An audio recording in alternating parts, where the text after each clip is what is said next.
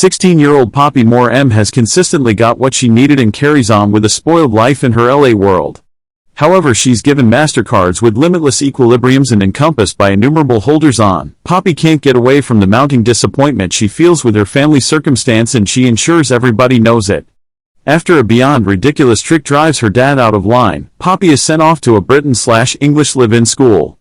Winding up in an unfamiliar universe of early curfews, harsh ladies, and compulsory lacrosse, the Unified States vertical bar American princess has at last met her match, a school of English young ladies who will not endure her defiant ways.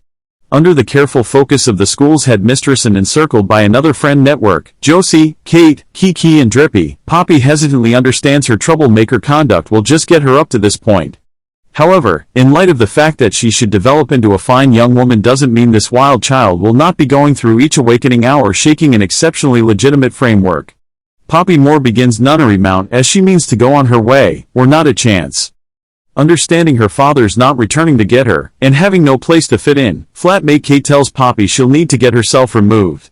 Sometime thereafter, Poppy peruses a book, Alice in Wonderland, her discipline for battling, with a lighter when her flatmates surprise her with lights, and deal their assistance.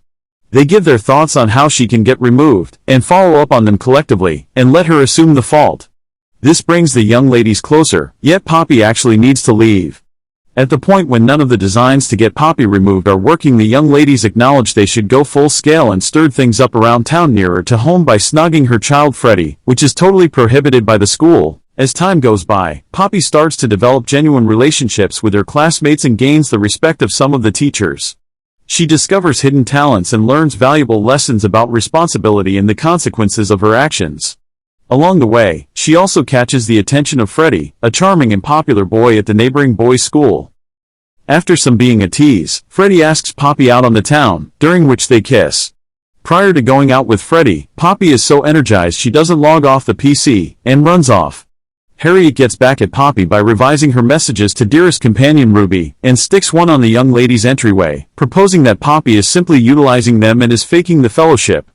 Harriet likewise reworks an email about Freddie, expressing Poppy's arrangement to kiss him just to get ousted and that she thinks he is a failure. Returning from her evening out on the town, Poppy is prepared to admit she's really cheerful, to find the young ladies upset.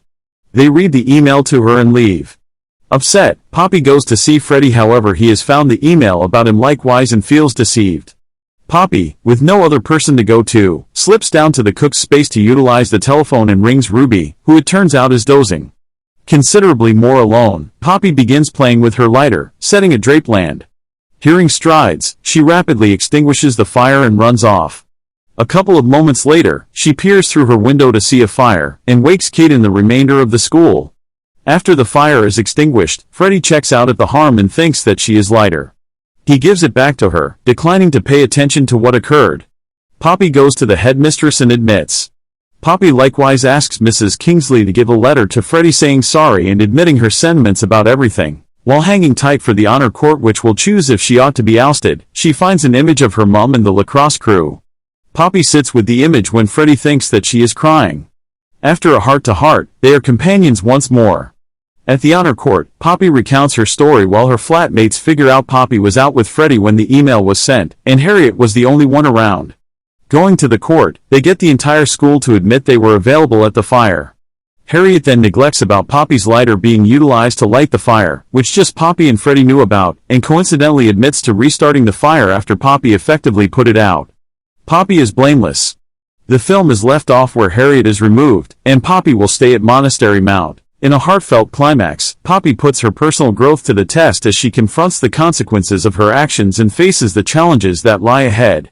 Through her journey, she learns that true happiness and acceptance come from within, and that being true to oneself is more important than conforming to societal expectations.